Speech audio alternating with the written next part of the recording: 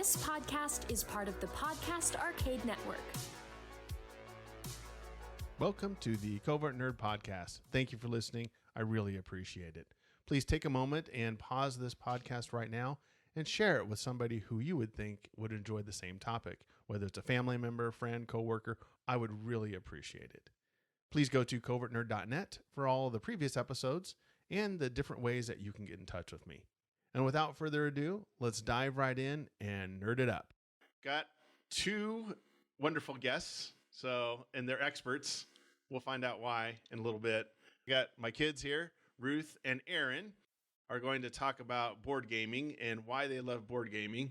So let's just dive right in, Ruth, with you on how you got into board gaming, or maybe what was the catalyst. Was there a particular game or a friend that showed you a game, or what got you excited about board gaming?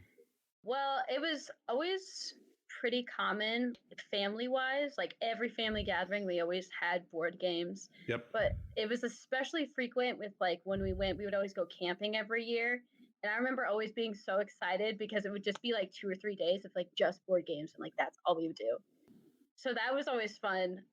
Became like more frequent outside of family gatherings, probably when I went to college with Aaron as well, because he started getting more into them. But also just with my friends, because it's just like a good way and like cheap-ish way to hang out with your friends, have a good time.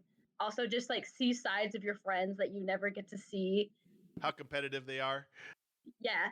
It's also a great way to meet people, because like I've been to so many games nights where like I won't know like 4 people, but you kind of at least get like a grasp of who they are by the end of the night by playing board games with them. Honestly, board games are just a great experience, and it's like a common thing that everyone can do. So that's why I like board games. Okay. Now, while Aaron's answering it, the next question will be, estimate how many board games, card games do you think you've played in the last, 5-10 years? So you think about that while Aaron answers. Okay. That's a challenge. Yeah. No, I think my answer is kind of the same as Ruth, is that it was always kind of a family thing, was playing board games. But I think what really got me into the hobby more later on is that there started to be so many different board games that were coming out and so many different varieties of them. And how I kind of see board games is they're sort of like a cooperative puzzle, where either you're trying to solve the puzzle together, like for a cooperative game, or you're trying to beat the other person to solving the puzzle. So when I kind of figured that out, I started realizing it's a great way to kind of bring another side out of people, because they may be kind of polite and kind of fun, but when you start getting a challenge in there, when they start realizing there's a puzzle and they start figuring out that puzzle and they try to do it before you, it starts becoming this sort of aggressive, fun bonding experience. And there was a cafe that opened up nearby, a board game cafe. And when you have 100 different kinds of competitive puzzles you can kind of solve together, it kind of becomes a great way to bring people together and to try to bring out their competitive side out of them. Was there a particular game, though, that scratched that itch that got you addicted, I guess, for lack of a better word, or not? Star Wars Rebellion. Okay. It's an easy card game. Well, it's a complicated game, but you get down to it, you're just trying to pick out cards to try to move your people around, and one person's trying to find the rebel base, the other one's trying to escape the Empire. And when people realize, oh, I just have 5 or 6 cards to pick from, and I just have to pick out better cards than they do, it's a really good way to get people to strategize with each other, and they're trying to solve the game with their partner before the other team can. And that's the one that kind of got me into it. That was the first really complicated board game that I got into. Okay. All right, Ruth. Well, while she's answering, Aaron, you ballpark how many games you've played, you think? Ruth, how many do you think you've played over the last 5-10 years? I would say between 50 and 60, I feel like is a good number. I'm like trying to rack it all up in my head, but also there's so many that I've played that I just don't remember because we've played it once and we're like, oh yeah, that was okay. Yeah. But like, and then we never play it again. Especially like card games into it too. That's where, because then you have like the basic ones like Uno, or you have like anything from like a basic 52 card set, like poker, trash. Do game varieties count? Like there's like 80 different kinds of Uno. True. I still kind of consider Uno and poker and those games as even though there's not a board, but I would say that like Uno itself is just one, and then like there's like branches of Uno, Yes. but Yeah. it counts as one. You've also got the old games that we played when you were young, like Spoons, Bazaar, True. Candyland. Candyland. I mean, you've got all those, so there's a lot. What is it? Aggravation. Aggravation. Yeah. Mm-hmm. All right, Aaron. How about you? Ballpark number, you think? I honestly think, because I've played so many board games at Mana just off the shelf, just one that's for fun, I'd probably say around 60 to 80 if I had to give an honest estimate. 60 to 80? Okay. Yeah. I thought that'd be higher for you guys, but Well, I was thinking about it because, like, you have the classic. Well, the classic ones are like what, like Battleship, Candyland, True. Life, Uno. That's probably 15. Risk. And Risk, yeah, Stratego. Yeah. That's a good one. But I would probably say somewhere, probably the 80 range, I guess. Yeah. Aaron, what are your top genres, I guess? What type of games do you tend to gravitate towards? Maybe we can split it into two. What games do you gravitate towards now versus maybe what you played, I don't know, 5 years ago? I would probably say secret roles, because I love having people being stressed out trying to figure out who they can trust. And it's a very great icebreaker, because when people have to argue why they're trustworthy, you really get to see how they think and how they try to like present themselves in a stressful situation. It's like, you know what, it's like what's those places you can go to where you try to solve a puzzle as a group? Escape room. It's like an escape room, yeah. But the escape room is being the target of people's arguments.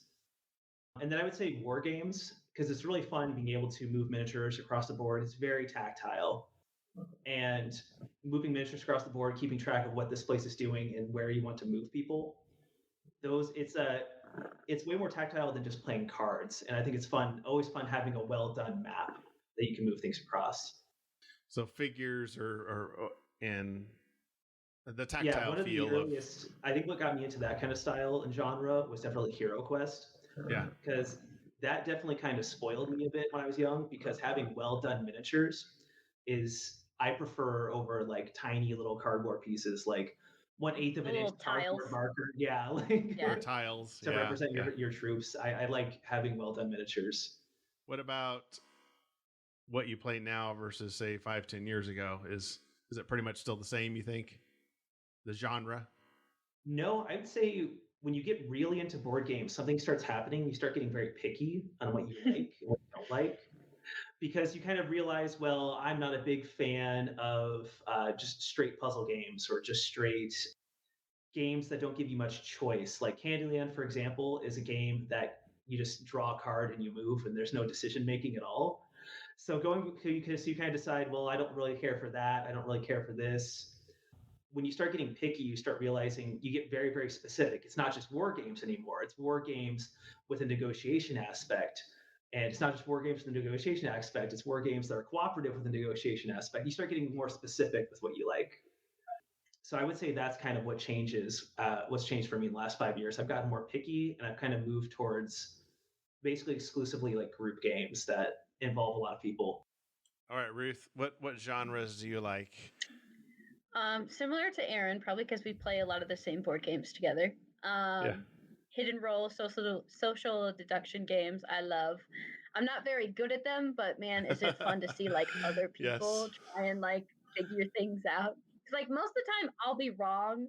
Honestly, I hate being like the bad guy in a hidden role game, because I'm like, oh my gosh, they're gonna figure it out and they're gonna ask me like these questions and I won't know how to answer them. But I still have a fun time playing. Just because like people get so competitive and like so angry sometimes when things happen, and it's so funny to watch. Yeah, I also really like exploration games. So like anything where you're like kind of like Hero Quest as well, or like Betrayal the House on the Hill, where you're like going through somewhere, you're like discovering hidden items, hidden rooms. It's got a storyline. Yeah, any kind of storyboard game I really enjoy. I don't know what genre this would be, but like any board game where you're like trying to communicate something to the other players without blatantly saying it. Like Mysterium? Like Mysterium. And there's another one, Hues and Cues, which I played a little bit of, where it's kind of like that. I really enjoy just like them saying like one word and then you're like trying to interpret what they're saying. So you like having a variety on charades, like you're taking charades, but you're adding some different elements to it. Yes, exactly. We discussed the genre. What top 3 games do you like, Ruth? What's your top 3 right now? I'm sure it probably moves a lot. So right now, I would say I'll go my least favorite to favorite. Okay. So a classic is Mancala. Because I feel like you need to have like a classic game in your arsenal that like most people could know, most people can pick up. Like almost anyone can pick up Mancala, and I think that's what I like about it, that it's like fast. People can pick up the concept quickly, so you don't have to explain, like a 10-page rule book to them. Although I do wish that there was like, I looked up today to see if there's like a travel version of Mancala, like a mini version. Those don't really exist, which I was kind of sad about. So I'm like, I don't know if I can make one, but it would be. It's like a bag of stones and like. I know. That's what I'm saying. I was like, this is so simple, and like, just taking that like to like a restaurant or something, and just whipping it out, like. What, seems they like don't a have great a travel concept. version? I'm kind of shocked. Well, I mean, the game itself is pretty small anyway. Mm-hmm. Ooh, you could get one that has a metal tray, and then the stones are actually magnets, so they don't move. Oh, that's true. If you're in a car. Oh yeah, that'd be fun. When's the first time you played Mancala? I think the first time that I can remember is when we went to Texas, like 2 years ago, 3 years ago. Yes, 2 years ago. I remember playing a lot there because I know Aaron, you played that like growing up on. I played it on Club Penguin. Yeah. Nice. Club Penguin taught me Mancala. Yeah. That's a very old game too. Yes. It's made like. I also saw there was a 4-person one. Oh. How does that work? I don't Interesting. know. Are there like 2 trays overlaid? It's like a square, and then it lines like the little indents line like each line of the square, and then there's like a section in the middle where is like your base, where you like drop things off. Weird. Okay. Yeah. I like that. Mm-hmm. But yeah, I agree. Mancala is very easy to show to somebody. Takes about a minute. Do we want to do all 3 of mine at once? Yeah. Let's just go all three years, then we'll go to Aaron. So my next one is Wingspan, which is a newer one that Aaron introduced me to. Yeah. It was a little complicated at first, and I didn't understand what was going on. But once I played it the second time, I was like, oh, this is actually really fun. And I really love the art. I love the designs of the cards. I love that you get like little facts about the birds on the cards. Yes. Also has a dice tower, which I think is great because not many games have a dice tower. No, you have to buy it's the a dice different tower theme usually. Too. Like just putting down birds is very different compared to a lot of other games. Yeah, I don't think there's really many other games that have a theme like that. It's very pretty. Yes, it's very pretty. It's very light. It makes you feel good looking at those pretty pictures, those pretty birds. Well, except some of the ugly birds. They got like the ravens and the turkeys. That's true. But yes. True. Pelican. Yeah. And like when you're playing the game, it's competitive, but not in a stressful way. You're kind of just like, I'm getting some eggs. I'm upgrading my birds. I'm feeding my birds. That's all that's really happening. Yeah, I like it. It's just fast paced enough where you don't get bored, but it's not like really slow. Yes. Each level is 8 minutes, 10 minutes tops. So you're not stuck at one level for very long. Exactly. Shorter game, easy to grasp. I read a review that said that this is like the potato salad of board games. It's always there, and like everyone can always play it if they want to. And potato salad, that's awesome. Which like there were some mixed reviews about it where there's like, oh, it's like okay, but I'm like, I don't know. I think it's a pretty solid game that everyone can play and grasp pretty quickly. My biggest issue with Wingspan is I wish it had another round, because by the 4th round, I'm like, man, I got my birds going, I got my bird bonuses going, and I'm like, I want to keep going. Like, that's yeah. I bet you if you looked out there, there's some homebrew that do a 5th round. Yeah, I would love to do a 5th round because I'd love to fill up my bird board. Yes. Okay, and then my last one is everyone probably guessed this. It's Salem. It's my favorite board game. Social deduction game. Surprise, surprise. I just like everything about Salem. It has a spooky setting, and the packaging is so cool. It's like a book. If no one's seen the packaging, go look it up because it's like this cute little book, and all of the pieces fit inside. And this company has a whole series where like all of their games look like books. So spooky setting, all the designs are super cool. It also I like how it builds on an event that you like already know and it kind of expands on it of like what could be happening, and it has like not characters, it has people who are actually like in Salem. It's like a little complicated for beginners. There's a lot of explaining if you've never played it, which can be kind of intimidating if you're in a large group of people who haven't played it. But luckily, someone who doesn't say, "Oh, I have the witch card." Yeah. Oh wow, look No, at but that. there are those moments that happen with people. Start over. Yeah, where I had the most recent time I played, I had someone like I'm like, okay, you got to memorize like where your trial cards are and like where your witch card is if you have a witch card. And they didn't like know which one was their witch card, so when they confessed, they flipped over their witch card. And so they were just dead. And I'm like, oh, it feels so bad, but also like that's the fun of that game, I feel like. I'm totally guilty of that too. Yeah, no, I think I've seen that happen pretty commonly. Or also like during the night phase, I'm like, okay, guys, you have to flip over like the kill cards. They have to be face down so then you can't see who's being killed. And then we'll go to sleep, and then I'll wake up and I'll be like, guys, because like it would be all of them will be face up, and like the kill card of who they want to kill is face up, and I'm like, guys. Yeah. They heard it as like flip all of them over. Yeah, literally. So the learning curve's a little tough, maybe on that one. Yes. Or has but like maybe has more consequences. Yes, definitely. Versus say Wingspan, where if you screw up, you just maybe cheat yourself out of some eggs. Exactly. Yeah, there's a lot more consequence. But the banter is also I quite enjoy to be like, oh, that seems like something a witch would do. So that's some witchy behavior happening over there.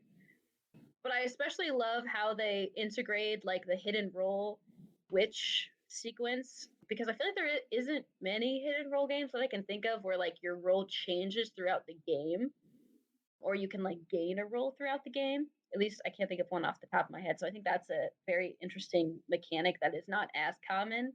Well, usually a lot of games that have like we've played One Night Ultimate Werewolf, but that's changing a role once. In Salem, it can change like 20, 30 minutes into the game. Exactly. Which is different. Yeah. And I especially like the strategy of you can get rid of your witch card and then you're still a witch, but no one else knows that you're a witch because you don't have a witch card anymore. So I feel like you could really play with that. Because you move that around, or you can move that around.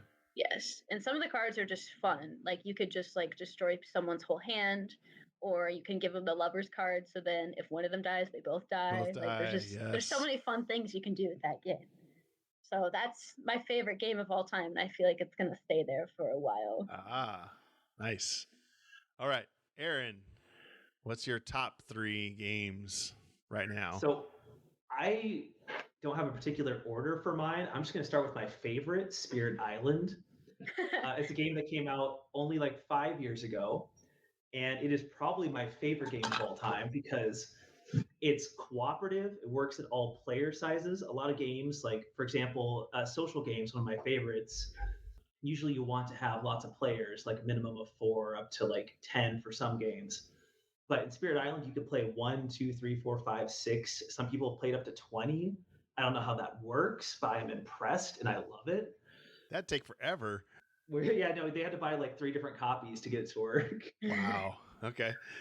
Yeah, no, you're just playing as a bunch of spirits on an island, and you're just trying to defend against invaders. There's people coming to pillage your island, to like dig up treasure and to try to just ravage the place. And you're trying to cooperate, playing as over 20 different spirits, and all of them have different abilities and how they interact with the island. Some benefit from destroying the island even more. Some benefit from healing the island. Some you're trying to defend. But everybody has a different spirit with a different specialization. And what I really like about it that kind of sets it apart from other games is there's so much customization. You can, because the islands are arrayed in a bunch of different panels. and every player you have gets their own panel, and you can arrange it into different shapes so different spirits can interact differently. So for this game, there's just so much customization. You can play against specific countries like England, France, Spain, who are coming to colonize the island, and they get different abilities. All the spirits play using different cards that have different powers. And what I think Spirit Island really epitomizes more than anything else is just being able to play the game how you want to play it. And that's something I really like. That's something I really value in a board game. There's like so much replayability. There is those because of the spirit cards. There's what 50 of them now. I don't know how many they're up to, but So there's like 20 spirit cards, and they're making 5 more. I'm getting that expansion in October. oh, I thought there was more than that. Don't you have? I thought there was 50 that you had. Maybe I was wrong. No, there's like 20 something, but they're very thick cards. So they take up a lot of space. Yeah, maybe that's it. Yeah, I also bought the beginner friendly version that had 5 special spirits just for that. Yeah, no, there's like 25 spirit cards. There's 6 different island panels. There's 10 scenarios, 10 enemies, and then like 150 spirit power cards that you can get throughout the course of the game. Because in your spirits, like even in one turn in Spirit Island, you can choose how your spirit grows, because your first thing you do is you grow your spirit. Then you have to decide what action you're going to take on your turn, which cards you're going to play, what cards you can play with what energy you have, what you're going to be able to play if the other spirits decide to help you out with their unique powers. And then there's slow and fast cards that go. Fast cards go at the start of your turn, slow at the end. And then the invaders can like change up how they play depending on how you play. There's just like so many different things that go into just one turn. And that's why Spirit Island takes 4 hours even with 2 players. Yes.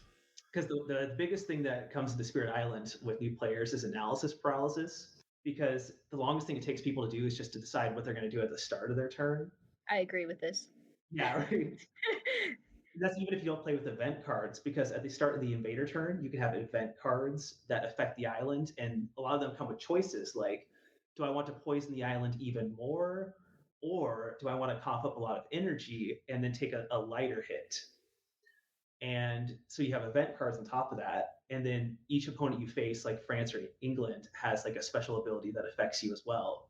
One turn of Spirit Island with new players can take like an hour at least. So the learning curve is a little high on Spirit Island, I would say.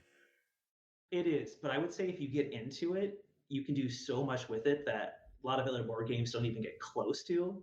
So if you're willing to put the time or effort into it, it rewards you like so much with the experience.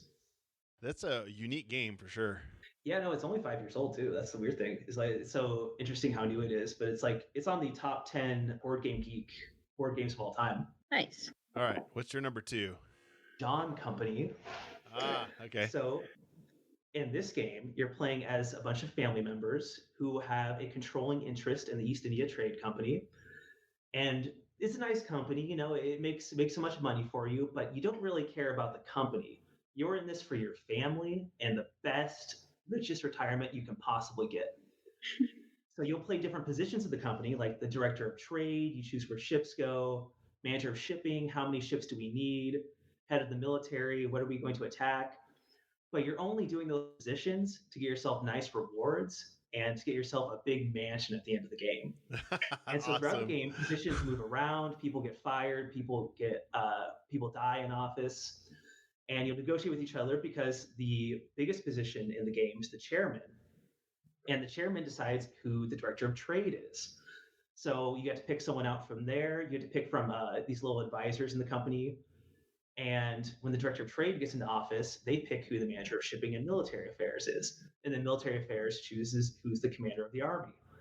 And so there's this big bureaucracy thing where you're negotiating and you're fighting over other players because everybody gets to choose at the beginning of the game where they want to put their people. And then at the start of each turn, they get to choose where they want to put their next person. Am I going to put them as a writer under the president of Burma or the president of Bengal? Am I going to buy a share in the company? Am I going to go buy ships, workshops? So it's just a lot of negotiation, deciding where you're going to put your people. And then you have to decide, how am I going to profit from this position? Because the company could fail and you could still win. And there's strategies where you could try to intentionally cause it to fail. So you have to worry about like, oh, I have a big stake in the company, but is this guy going to try to sink me just to make, just to win at the end of the game?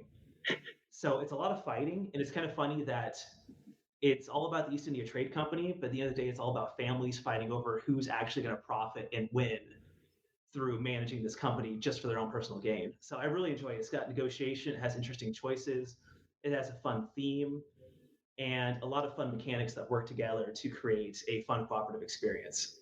It's a lot of palace intrigue almost. Yes, a lot of palace intrigue, but it's like corporate 1850s Britain intrigue. What I really like about though is like a lot of it has positions. Like there's a bunch of positions at the company, but you can create new ones depending on your actions. Like if you made a part of India, you can create a new bureau that has a new position open up. So you can create even more things to fight over as the game goes on. That's amazing. How long's that one been out? That one's only been out for I think 3 years. Yeah, and the artwork's really good if I remember correctly. The art's well done. Yeah, and it's made by the guy who did Root, and he did another game that's like very popular, PAX Premier. PAX Premier, yeah, that's right. That's right. Yeah, he did PAX Premier and he did Root. So he's very good at thematic, like political intrigue games. That's his favorite. He loves historical spins on them. All right, what's number one? Not necessarily favorite, but the last one on your list. I gotta go with the one that got me into board games like a lot more, Star Wars Rebellion. Yeah. It's meant for 2 players, but I think it plays best at 4 because when you have 2 people arguing with each other, like, oh, is the rebel base on Alderaan? Is the rebel base on Hoth? Is the rebel base on Bespin? And they're fighting over trying to figure out where that is. Well, as the rebels, you're like, oh man, like should we attack Coruscant? Should we go for Mustafar? Should we play this card? We only have like a few cards we can play this turn because we only have so many commanders we want to use on this. Because you can only play as many cards as you have commanders. So the feeling of having 2 people arguing over like where we should go, what should we do in this move, it's not really about finding the rebel base or like trying to defend against the empire. It's really more about like fun deduction, social deduction, but in a Star Wars theme. No, that game I've played. The longest game I played of Star Wars Rebellion was 7 hours, and that was fantastic. And it's tactile too, because you got all the pieces and yeah, you have the little Death Star pieces. If you guys haven't seen that, look it up. The pieces for Star Wars Rebellion are like top notch. Oh my god, that's why you like it. It's because of the pieces. It is. It's got pieces you can move around, and they're all well done. The game's like $120, but it's totally worth it. It's a good combination of card usage and figures. Yeah, that's what I really like. Is I don't think I like any games that are just solidly one specific kind of play. I like a mix. Because in Spirit Island, it's cards, it's pieces, and it's got nice like board artwork. And in John Company, it's got cards, it's got the nice board, and it's also like arguing and like socializing. So I kind of like things that are a little dip of everything. Since you've played 60 to 80 games a piece there, and you've listed your 3, what makes a game fun then? So I would say what makes a game fun, I mean, first of all, I like it when a game looks pretty. I mean, we talked about that with Wingspan. I like it when the artwork's pretty. I also like when it kind of builds a world around itself and immerses you in the game. I feel like this is really well done when you have, like Aaron said, like figurines, as well as just like a setting I like. So if it's like a fantasy setting, I really like any of those, or a spooky setting. Yeah, any of those I really like because I just like being immersed in a board game, in the world of a board game. What also makes it fun, and this is a tricky one, is the group of people you play it with. Because that can be, that can be a very hit or miss. Absolutely. Yeah, it can completely change how you feel about a game, how you feel about board games in general, how you feel about those people. Because, like, if you're playing with a group of people who are not into the game that you were playing, it's not going to be fun. All it takes is really one person who's just checking their phone the entire time, and it just really brings down the experience for that. Yeah, and sometimes it takes a while to figure out like a group of people that games work with, and sometimes certain games work with them and certain games don't.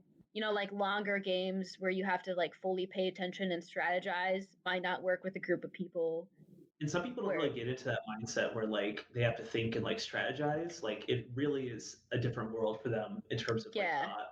They're only like, oh, Monopoly. They don't realize that there is strategy to like board games, and it's not just like a kid thing. Well, there is strategy in Monopoly. It's just more simplistic. Yeah, what I should say. Candyland's my favorite strategy game.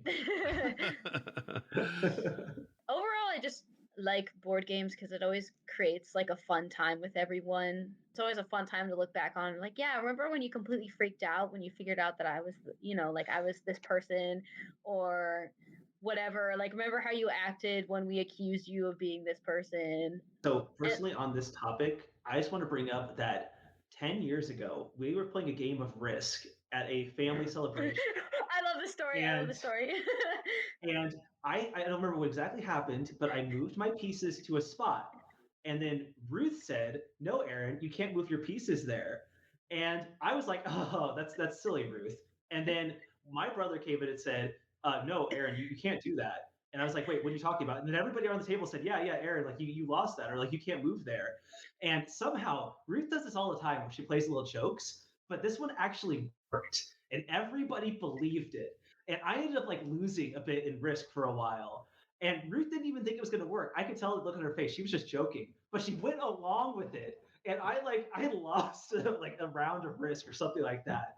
And I was so angry about this. I still remember this like 10 years later. Well, and it was, yeah, like Aaron said, like sometimes I just play little jokes just to see if what happens.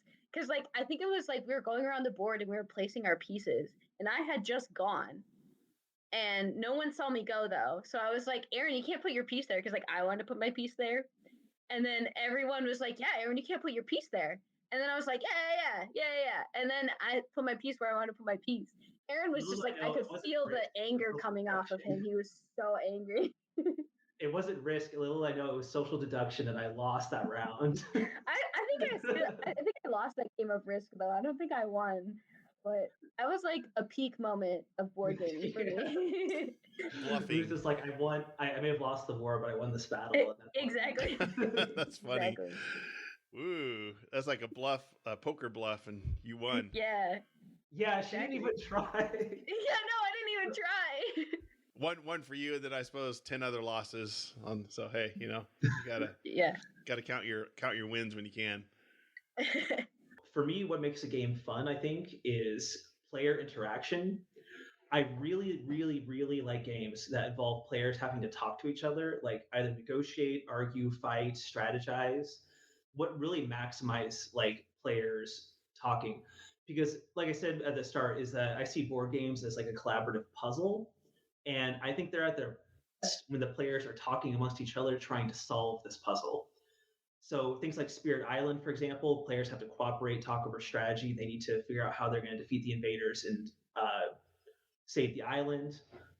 Star Wars Rebellion is 2v2, trying to talk amongst each other and try to figure out where the rebel base is, where we're going to go. John Company, your company executives fighting over who gets the best positions and what we're going to do on the island or India. So for me, it's really whatever gets the players blood pumping, talking, strategizing, thinking. And also what Ruth said, a game that's pretty. I think like the term I use is like the theme of the game, because I think themes can also recontextualize what you're doing. You're not just moving a piece, drawing a card, playing a card. A theme kind of works like a book metaphor does. Because in Star Wars Rebellion, you're playing a card and doing actions. You're not just doing that. Within the theme of the game, you're also sending troops around. You're exploring. You're attacking. We're trying to stop the Empire. We're trying to crush the rebels. In Spirit Island, you're trying to destroy the invaders or save the island. So a good theme kind of adds a metaphor to what your actions are doing. And if that's something that appeals to you, like it does for me, I think that really strengthens the experience. That's like that's the frosting. That's the cherry on top that really perfects the experience. So those are things I like in a board game. Sure, and I suppose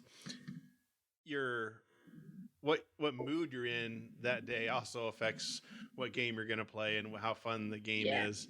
I mean, if you're I like the way you say that, because it sounds like I'm going to play like an angry board game. No, I'm just. Board game. I suppose sometimes you're in the mood for D&D. 4 hours of grinding. Sometimes it's just Mancala. I want 5 minutes just to play a quick round, and I'm happy. Yeah. So I think I also like any kind of like role playing game where there's like Aaron said, a theme. Like I don't know, Aaron or Dad, if you've ever played Bang. where it's like cowboy themes. I just love just pretending to talk like a cowboy and being like, I'm your trusty deputy. Or it's like there's any theme like that where you just can like have silly banter about whatever is happening in the game is always really fun. Dude, Bang, the best reason to play Bang is for the accents. I use that every time I play. Yeah, I think that's like the only reason why I like the game is just like the silly little banter you can have. Yeah. I'm your deputy, and I'm going to shoot you with my machine gun. Yeah. Well, Aaron, this might be more of a question for you. I don't know, Ruth, on your experience. What do you see in modern games that's different than maybe games from 40, 50, 60 years? We're talking Monopoly, Risk. Those are 60 plus year old games, or Clue. Or what do you see that's different now in board games versus those older games? Fan interaction. Okay. Fans being able to go to forums or like Discord and like talk about, I like this, I don't like this, I like that. And fan editions, something fans can do now. If you go to boardgamegeek.com and look up your favorite board game, you can find there's this little file section called variants and files where fans will have like player aids, player variety, new versions of the game to play. And I think where that really ties into with like the variants is that I think what's big now is variety. Like Monopoly has like negotiation, has chance with like being able to like roll dice to see where you go. Has those elements, but if you really, really want a specific kind of like negotiation game, you can go to Board Game Geek, look up the genre of negotiation. You can find 500 something games. Do you want a game where you negotiate medical equipment at a hospital? Do you want a game where you negotiate stolen treasure? Do you want a game where you negotiate property? Something you can find is you can find like a laser pinpoint focus of exactly what you want out of a board game experience. And you can find it easily online. You can find a Discord fan group to play it pretty quickly. And if you don't like this specifically, you can find like 10 something different homebrewed rules on how to play. So I think back then, you only had probably 10 to 20 popular games. And then if you wanted to find something other than that, you'd have to like find through word of mouth, like something more specific. But now you can basically go to an all you can eat buffet and get exactly what you want, specifically a raid how you want, and play more or less with who you want. So I think the variety and ease of access and fan interaction all kind of create a very different experience that is kind of what you have nowadays. Oh, and support. If you can't understand a rule, you can Google it and pretty much find what you need. That too. True. It's also a lot more available than it was 40 years ago because now you can go online and find whatever board game you want, or you can like discover board games from TikTok or YouTube or Instagram. So it's also a lot more available than it ever was. I'm just kind of wondering what element, I guess. I think the older games were more broad, like you said. Mm-hmm. They really weren't niched down. You had, probably 50, 60 games to pick from in 1960 versus, 5,000 or more now. What elements though, or here's another question. Do you think you'll still see Spirit Island being played 50 years from now, 60 years from now, like you're seeing Monopoly? Monopoly's never going away. That's always going to be available. But do you think Spirit Island or Salem or any of the ones you mentioned will be around in 60 years? What has the stickiness? Monopoly has a stickiness. So does Clue. So does, some of these older games, chess and checkers. What's that sticky factor that games have now that older games have? Well, I think what Monopoly has over most other board games, I would argue, isn't necessarily in terms of quality. I would argue it's mass adoption. Like everybody has basically played at least one game of Monopoly in their life. So if you want a game that everybody's going to pretty easily understand, pulling out Monopoly is like an easy choice. I think what these other board games would need in order to last a long time is mass adoption. I think anything that's ever been in the Board Game Geek top 10 will probably always be around in some form. Like there's always be a bunch of people who have copies or something like that. For Spirit Island and other games like that, the problem is that board games are kind of rapidly exploding. Like there's more coming out every year. There's more people playing every year. And as a result of this, you're going to see many, many, many, many, many more games come out. There's going to be more creators, more people making them. So, and I think what comes with that is an element of refinement. Creators nowadays making board games have decades of experience they can look at. They can say, oh, I like this. I like how this works. I like how that worked. And I think you're going to see, as time goes on, more refined games that kind of push things even further. And I like that because I think in 50 years' time, we're probably going to have some really awesome board games. Like even like adding a digital app. Some games do that to offload a lot of the thinking and update games to allow like new content. There's reprinting. Spirit Island right now has on its 11th reprint, like for adding new clarifications and stuff like that. And so I think in 50 years, you're going to see more refined games that build off of previous stuff. I think, like you said, you always see Monopoly around, but I don't think that's necessarily because it's a great game. I think what keeps it around is because a lot of people have played it. So in order for games we have nowadays to stick around, they're going to have to be like played by a large audience. But considering the variety of games nowadays, I'm not sure how many games are really going to reach that same level of Monopoly. It's a lot easier to compete with 50 games than 5,000. Yeah. Well, and plus, I think you can put some of these games in different categories. I would put Monopoly and Clue and some of the Life as more of a casual gamer. Whereas Salem, Spirit Island, some of these, Wingspan, I don't think that's for your, grandma's not going to go to Walmart and pick up Wingspan for, they might, I guess, but I just don't, I think it's in a different category than Monopoly or Battleship or some of these other games where, again, it probably falls more in that Mancala category. This is a simple casual gamer type game, whereas Salem, it's more intermediate level. Spirit Island, those are Rebellion. That's something that's more advanced in my niche. Opinion. It's not an apples to apples comparison when you say Spirit Island or Star Wars Rebellion versus, Scrabble. It's just, that's going to attract two different types of gamers. Apples, are you referring to the board game or the metaphor? Funny.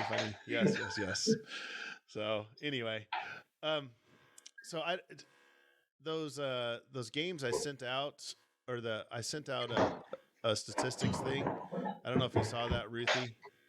The board game statistics. Yes. Statistica ran a survey and said that Gen Z finds board games more enjoyable than other generations. So 38% of Gen Z find board games really enjoyable to play, by far the largest percentage of any generation surveyed.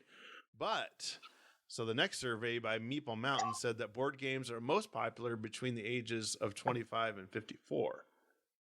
So it's kind of interesting that the author said there's either two things at play here. Either Gen Z play them and don't enjoy them, or B, the younger generation plays them less frequently.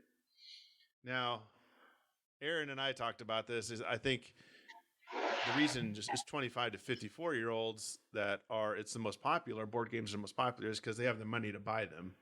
Whereas Gen Z doesn't have as much money to spend on board games. So that might be why there's a little bit of, that's why they're more popular with the 25 to 54-year-olds than they are with the Gen Zers.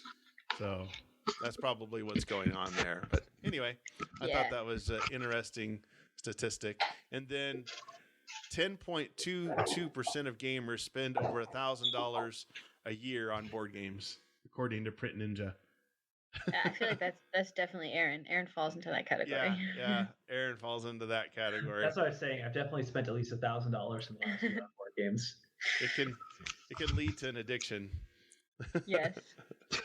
So I thought that was some fun statistics. And the board gaming industry it grew in the United States from 1.16 billion in 2017 to $3.63 billion in 2023. So it more than doubled in 6 years. So it's definitely a growing genre. And I always thought that was interesting with screens being more popular. Why have board games taken off in the last 10 years? I would say board games are a very, very social activity. Yeah. Like I've played online games with people, but it's very different than playing with like 6 to 8 to 10 people all huddled around a table trying to argue with each other about who and who is not the witch or who is the werewolf. Mm-hmm. And so I think what it offers more than a screen, for example, is it's visual, it's tactile, and it's very social. And so I think what a lot of people like nowadays is that because there's such a great variety, you can kind of, like I said, pick out what you want. And then you can just like bring a group together and start talking and yelling and arguing and stuff like that. Because you don't necessarily do that with like a movie or a video game, but with a board game or a card game, that is kind of the experience you get.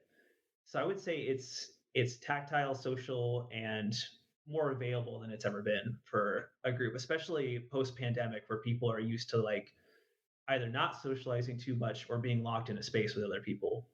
Both of those, I would say, would drive you towards a more positive social game or activity like board games. Yeah. And it gives everyone a common task to work on. So then it builds, and like we said earlier, it's a great, like, board games in general are a great icebreaker. Like, a lot of times you won't know people, and then you'll know them a good amount by the time you leave. It kind of builds a community between like you and your friends. Also, with quarantine, we realized that social interaction is something that we really like and we really miss if we don't have it. So it's a good excuse to hang out with people, because sometimes you'll just be like, I don't really want to watch a movie because that's only half. Everyone's only half paying attention during a movie because everyone's attention span is 2 seconds long, and it's too expensive to go out somewhere and do something. So it just Ooh, good it point. yeah, it's a good way to hang out with your friends. Now, Ruth, have you ever had that one board gamer who like suffers from analysis paralysis worse than anybody else and like Yes. takes 5 to 10 minutes while everybody else has like figured things out 10 minutes ago? Yeah, and then everyone gets like disconnected from the game because it takes 15 minutes for one person to do their turn. Oh, Well, should I do this? Should I do that? Like, well, and Aaron, you brought up a good point. The guy checking or girl checking their phone. So the screen ruins the board gaming experience. I would say if you're choosing the screen over the board game experience, why are you here? Yeah. So I thought that True. was that was a good point, that the screen is ruining the board. They don't mix too well. Yeah, because like with the screen, like if there's something you necessarily need to be doing, like if there's someone who demands your attention right now, I would say you probably shouldn't be playing this board game. You should be dealing with that problem.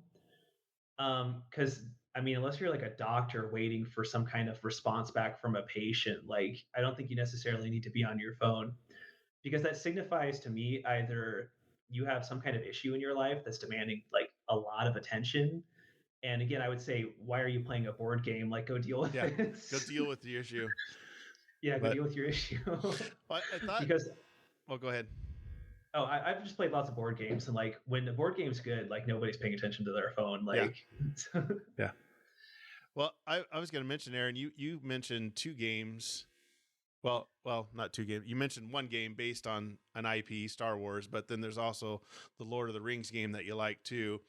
And I think the quality of IP games has gotten better, because I remember when I was a kid playing X-Men games, Indiana Jones games, Back to the Future, games based on movie IPs, and they were not good.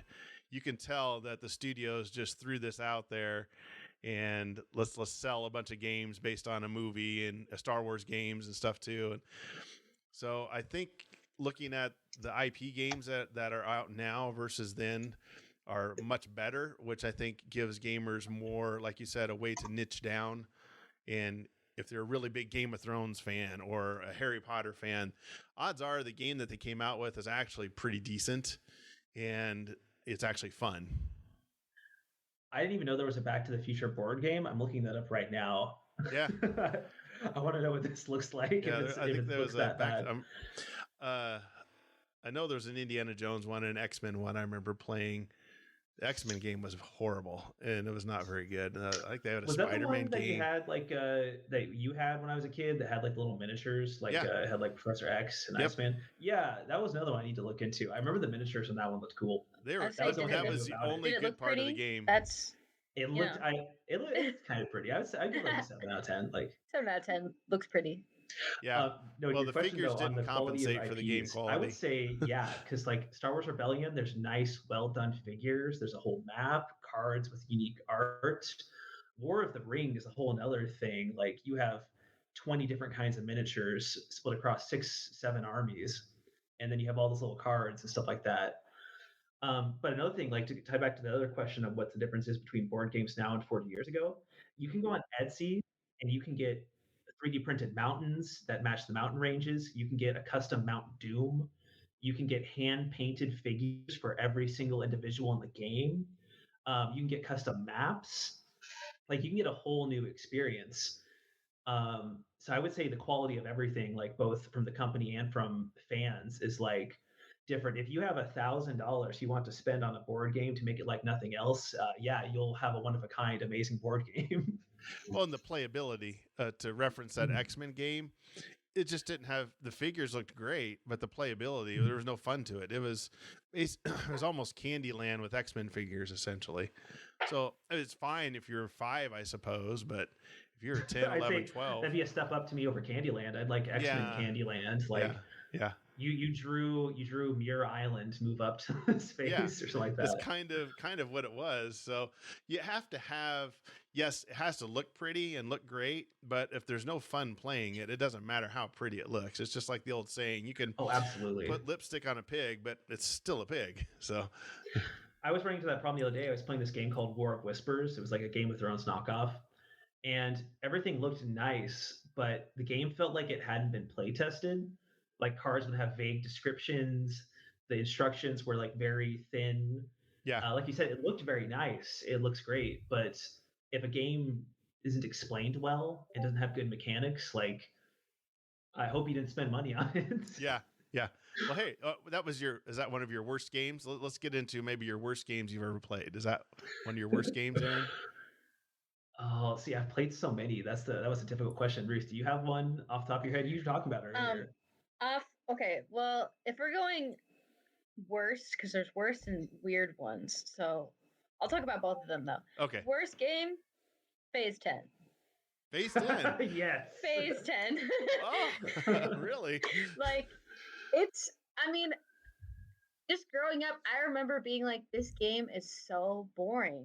I would never finish it because it's just so long. It is long. It's so long. There's no strategy to it. You're just like waiting around until the card you need is there, and then you get another phase done. Especially if you're playing with a lot of people, that game is so long and tedious. Tedious. It is tedious. So that's one of my worst games, I think, because it took me a while to think of it, and I was like, what's a game that I will never play?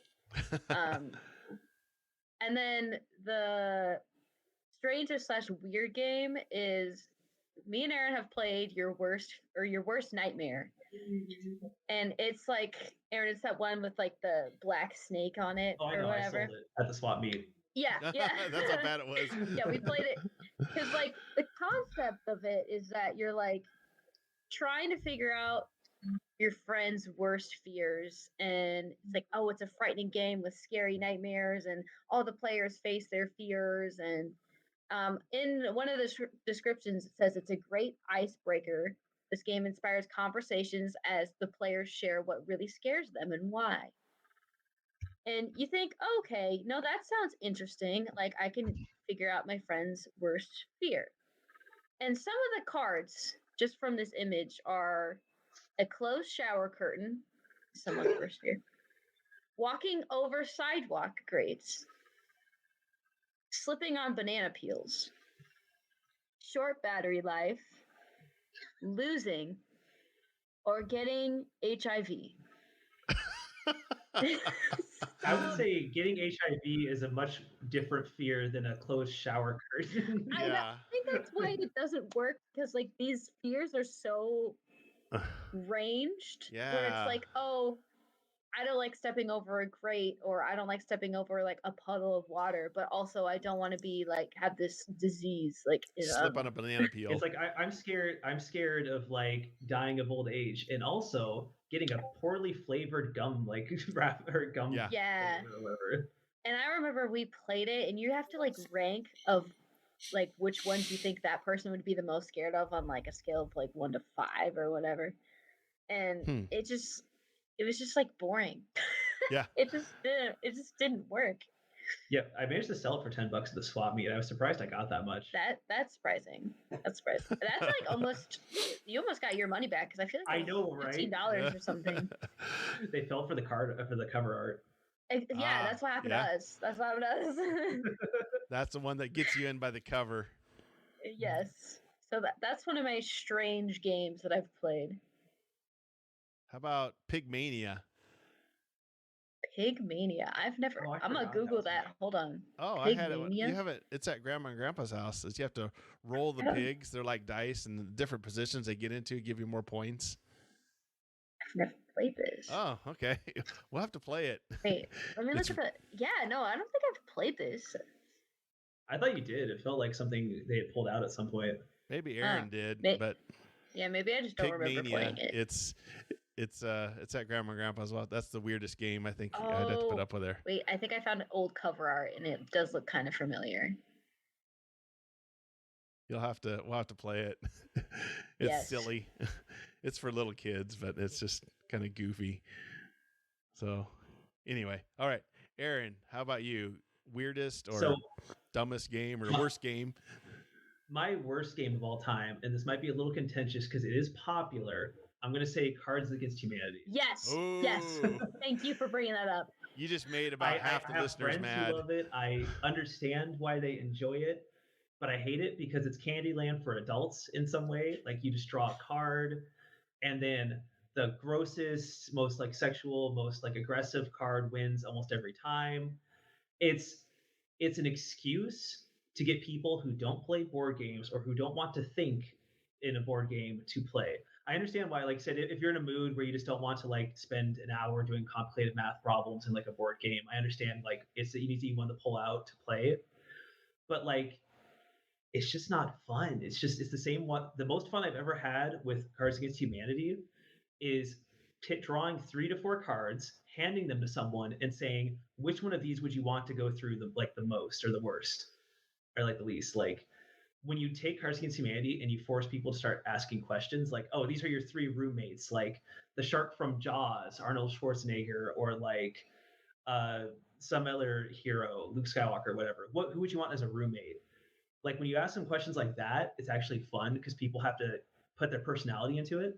But when you play just regular Cards Against Humanity, you don't have anybody's personality because it's just like, I pick this card and it's the most crude. Haha, I win. Yeah. But when you force them to ask questions and you're getting the personality, I think that's what I hate about it is there's not really anybody's personality that comes through. You're just going through a step-by-step game. Okay, you draw the cards. Now we're all going to pick the crudest one. They win. Next person. It's a step-by-step, paint the dots experience. It's pretty repetitive too. Like it's never a new experience. So it gets old after like 2 rounds at most. Oh yeah, I've left parties because all they wanted to do was play Cards Against Humanity. People love it, so I don't get it, but yeah. So like that's my least favorite game of all time. My weirdest game of all time. I have like 2. There was one called Dairyman where you had to roll dice, and depending on your die results, that shows how much milk you made, like milked from a cow. And then because you had to form dice combos because like there are 3 different barns, and depending on what your combination of dice you rolled, like number is what barn you got milk from. And you rolled 6 dice and you got to choose 2 to 3 to make that combo. And so you had to get the most milk. But if you rolled a specific die combo, because you had a blue dice, if you got the right number on that one, you got frozen dairy treats instead of milk. That's and awesome. And then if you managed to fill all 3 barns in a turn, you could turn some of your milk into cheese, which was worth more points. So I would say that was the weirdest like board game experience I'd had, just because of Sounds how just odd it hilarious. was. It just sounds so dumb that it sounds interesting. Yeah, right. Or sounds I so have silly. it. Not dumb, silly. Yeah, it was very, very weird. That's why I got it at the swap meet. Yeah, that's a good one. Sometimes you have to Um, get those just to have a weird one. Yeah, it's a weird experience. The strangest one is one I actually found a few days ago. I don't know if I can pronounce it right because I think it's a Mayan name. But it's like Tzolk'in, the Mayan calendar, and it's worker placement where you put down. You have 5 different dials, and in between all those dials is a big like gear, and the big gear turns all the little gears. And so you put down a worker. You have to decide where you're going to put down your worker on these gears because each gear does a different thing. And then at the end of the turn, you turn the dial a few spaces, and those workers turn with it, and they become more valuable because at the these dials, there's a bunch of different symbols, and like the more your higher up your worker is on the dial, the better they are. So you have to put down workers in anticipation of where they're going to be a few turns from now to see if that's like what you want to get. Like, do I want more wheat, spiritual energy, supplies, etc.? But it's just interesting because it has an actual physical dial you turn, and that Yeah. determines like the game. And so That's I what thought I that was was a just gonna very ask you. interesting, strange thing. So it 'Cause a lot of physically things are has a usually dial. abstracted in board games. You don't usually have a physical piece that involves it. Ah. So it does. I was just going to ask you, it does have a physical dial, huh? Yeah, there's 5 physical dials and then a center gear, and then you turn that center gear, which represents Okay. time moving. So is it on a board, like a dial, or? Yeah, it's on a board, and then you put the gears into the board, Oh. and then you spin it. So that was kind of Huh. interesting because like a lot of games, it's abstracted, like, oh, time passes, move this little piece to this spot to represent a year moved. But in this game, like a dial actually moves to represent time passing, which is kind of like different. Okay. That's interesting. Yeah, like I said, it's tactile, so like that's something that's kind of fun. I like that board games that lean into it. Like Mousetrap's probably the most popular example of a tactile board game. That is. Yeah, that's usually your first tactile game, or one of your first. Yeah. Yeah, there's really no so point to Mousetrap. It's just everybody wants to spring the trap. Yeah, exactly. That's the fun. It's Mousetrap. Yeah. Exactly. But yeah, in terms of like interesting or strange board game, I'd say that's one of them. Ah, okay. I like that tactile game, the Mayan one. That's interesting. Well, I like the cow one too. I want to milk your cows and make cheese. Yeah, I get to That roll. sounds How good. much milk do you get? I mean, who would have thought? Talk about niching down. Yeah. Do Do you you really love milking cows and getting dairy treats and cheese? This is the game for you. This is the game for you. It's sell really well in Wisconsin. Yeah. It's Wisconsin sponsored. That'd be Yeah, great. yeah, no kidding. The National Cheese Council, or National There's Dairy Council. In terms of like bad games, another thing I'd point out is like complexity. If a game is like super complex and spend 4 hours learning it and then you realize it's not fun, that's something else I don't like in board games. Ooh, yeah. Talk about wasting your time. Yeah, I PAX Renaissance. That's the one I'm going to put in that box. Ah, yeah. That's what you said. It was a horrible game. Just too much. Yeah, because whenever you learn a complicated board game, you have to keep in mind not only do you have to learn it, you have to get 4 to 5 or even one other person to learn it. Yeah. And are you going to be willing to spend 5 hours teaching this person how to play that game? And are they even going to play it when you get done? Yeah. Otherwise, they're just going to throw their hands up. That's where you really have to, when you're designing games, or you have to figure out who your market is. So, you're not going to sell, the people buying Uno aren't going to be buying Pax Romana, or they're probably not going to be buying Star Wars Rebellion or some of these more complicated games. They're kind of a tier 1 casual gamer. So that's something I guess you have to keep in mind. But as a board game collector, is that something do you have? Well, like Ruth said, you have Mancala, so you do have some simple games, but then you have the complicated games, right? You have a little bit of both.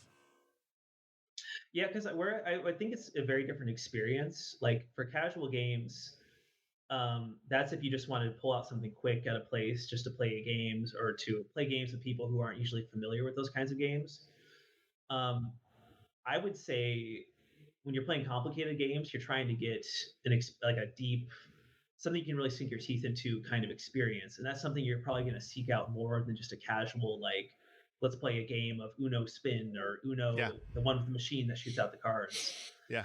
So I would say it kind of depends on what you're looking for. But for casual games, I think that it's nice to have because you can just pull them out of the place, and they make good icebreakers to get people into more complicated games.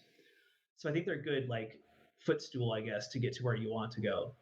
You start with something simple, and then a year later, they've realized you've tricked them into playing 100 hours of complicated board games. Like games like Munchkin. Munchkin's probably more of a. It's not a casual gamer one, but it's not definitely on a high tier hard game. I mean, I think most people Yeah. can teach people Munchkin in about 5 minutes. Yeah, I'd say Munchkin, a Pyramid Arcade, that one with the pyramids, that's really good. Love that That's a one. simple one. Yeah. Pyramid Arcade's great. The different kinds of Munchkin. Flux is good Oh yeah. Okay. I guess because that one has changing rules. here's one. I guess to wrap up with, since we're kind of shooting off a bunch of games, what's 2 or 3 games that maybe you'd recommend to somebody that's maybe not a casual gamer but wants to get into some more complicated games? In your opinion, would you take your 3 that's your top 3, Ruth?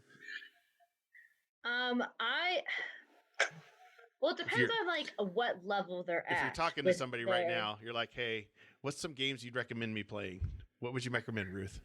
I would recommend. I feel that you've played this with me. Throw Avocado or Throw Burrito, same game. That one is because you just match cards, and then there's also the fun like aspect of throwing avocados at people.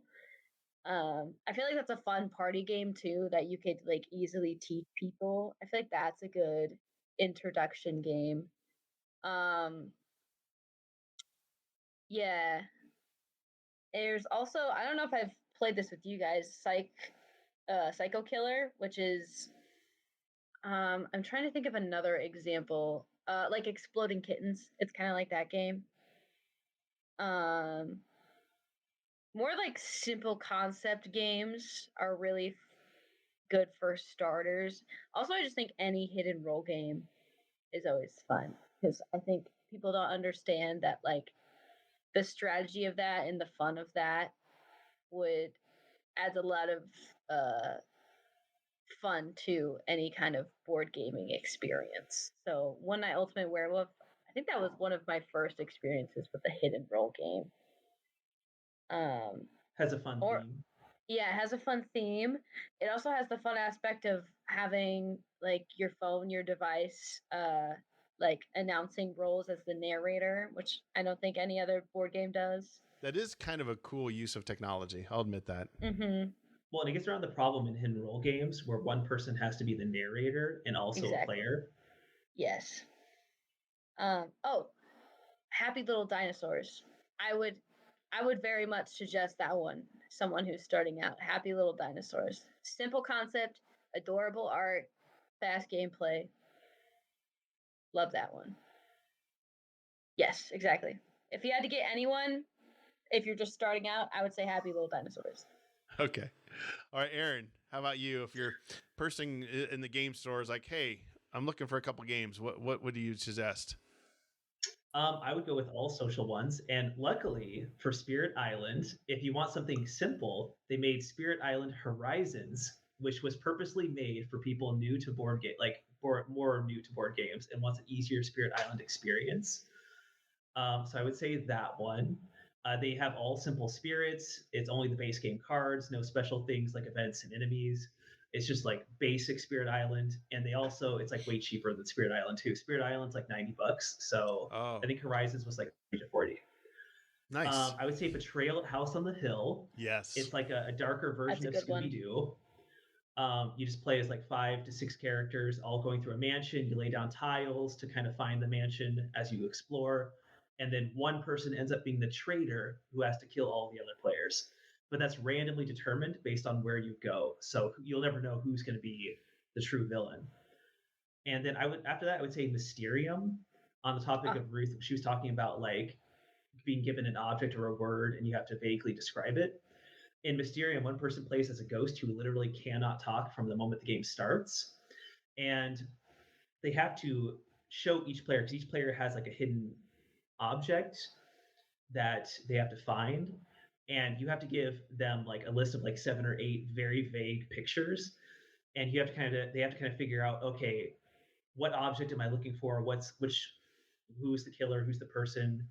And they have to kind of like figure it out from what you're giving them. So that's one that's very fun. It's very cute seeing people get very angry over the fact they can't figure out what their object is. Yes. So those are 3 I would recommend for getting into the hobby. It's kind of like Mysterium's like Clue on steroids. Yeah, it's Basically. like Clue, but you have to describe the place, the person, and the object with very vague dream pictures, and you can't talk. I guarantee you the inventor of that played Clue and said, hey, how can I make this harder or more interesting? I guess. Well, it's funny as the ghost too, because you have to like pull out your hair trying to figure out, how am I going to explain to this person that they're looking for a candlestick when I have a picture of a flying carpet going through the desert and like this 16th century castle like in a misty like village. Like how do I just use this to describe that? It's kind of like, so sometimes you have to use like colors, like 3 yellow colored objects to hope they figure it out. they had a game show called the $25,000 or $100,000 pyramid or whatever. I think that's what it was called. And you had to do the same thing. You had to describe this word using other words. So it's kind of the I hope same. they would be sneaking at the thesaurus, because that would make it really funny. Yeah. Huh. Yeah, I remember playing Mysterium. It's an interesting game. It's got that dark theme to it, which is kind of fun. Yeah, because they're all like dream-like pictures, like something you see really in like a vague dream. Abstract. It's very Alice in Wonderland kind of. Yeah. Yes, Alice in Wonderland is a great way to describe the art. Yes. All right. Well, we better put a pin in this, guys. Been fun. I think we could definitely talk some more, because we didn't even get to the top 20 games of all time. We'll have to go through that and discuss them. Go through that. Or what games we want to play. Games we want to play. Oh, yes. same. Didn't even get to that. Yeah. I have like 20 of those. Yes, that's your $1,000 is going there. Oh, dude, if I had $2,000 that could only be used for board games, I would use all of it. Yes. But there's the top 20 games of all time. I'd like to get your opinion on these. I know you guys have played probably most of these. So I probably looked through every one of them. So Mancala's on here, Ruth. So that one of yours is on there. See? There you go. So. All right. I'm surprised.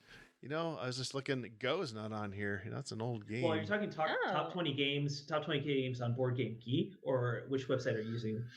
This is on best-selling board games of all time. So, okay. So this is the best-selling games of board games of all time. That's 2023. So they're just taking every game, all the games sold. So this is, number of units sold. So you're not going to see, obviously, some games that just came out 2 years ago because they just haven't had the time to do it. I want to see them prove that chess is the best-selling board game. Like, do they have the receipts from 2,000 years ago? Like, how do they know for sure? Yeah, that's true. Yeah, how do they know chess or Mancala that was, produced, 2000 BC? Do you have the sales receipts from that? King Charles receipts. Yeah. Obviously they're probably going by American sales. I'm not sure. I don't know. But anyway. They aggregated figures of the last century. Yeah. So anyway, all right. Well, hey, thanks for talking board games and look in the show notes for all the notes that you guys had, and so you can learn more about board games. And if you agree or disagree, if you disagree, send your hate mail to Aaron. I will send you a link to Spirit Island on Amazon as a response. There you go. So, all right. Well, hey, thanks for being on this show, and we'll definitely hit this again next time. So, yes, part 2. Part two. Because I'm sure your top 3 will change in 6 months. Yes. I would love that. That'd be great. All right. Well, thank you very much.